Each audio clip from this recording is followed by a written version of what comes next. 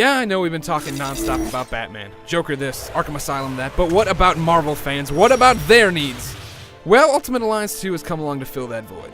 The game actually retells two comic book mega events, Secret War and Civil War. If you're not up to snuff on your comics, Secret War is about Nick Fury taking a small band of heroes into Latveria without the government's say-so. Civil War picks up with the government trying to register superheroes and have them give up their secret identities. This splits the superhero community in two and pits friend against friend.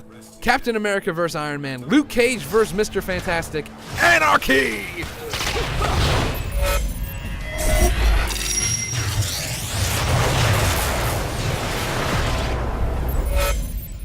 The story is told through a bunch of CG and in-game cutscenes. While it's cool to see these iconic moments from the comics told in this way, something is missing. It just isn't as great as it should be. Some of the voice acting is spotty, and you just don't get the epicness that this deserves. No pain, no gain, my boy. I ain't your boy, Stark. In terms of graphics, some of the characters look really good, and some of the superhero special powers look really cool. Mission hubs like Stark Tower are still pretty lifeless, and I could have sworn that they just reused parts from the first game in this one. However, one great part is that there's still a lot of things to unlock. Between stuff like artwork, dossiers, and costumes, you'll be playing this for a long time.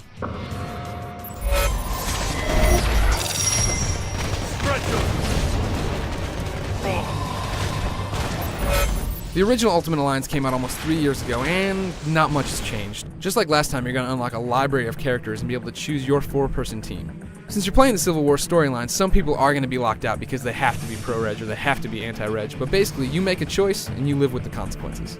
Still beyond that, it's the same game, and that's either a good thing or a bad thing depending on how much you loved Ultimate Alliance. The main gameplay of button mashing and upgrading your powers is alive and well. New to this series are fusion powers, basically two characters coming together to use their powers to pull off a giant room-clearing thing.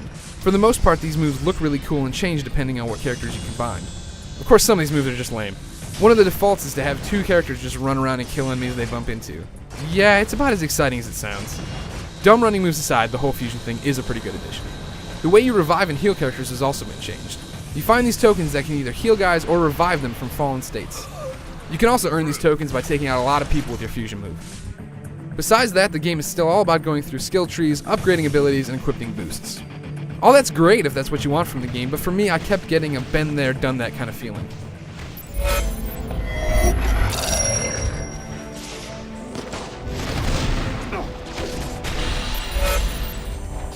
If you liked the first Ultimate Alliance, chances are you're going to like the sequel. It's pretty much the same game with some fresh Civil War paint on it. The game is not bad at all, it just feels pretty familiar. I mean, button mashing gets repetitive no matter how you look at it. The new additions are good and nothing really breaks the game. It just feels a little too familiar for me. For the full written review, check out IGN.com.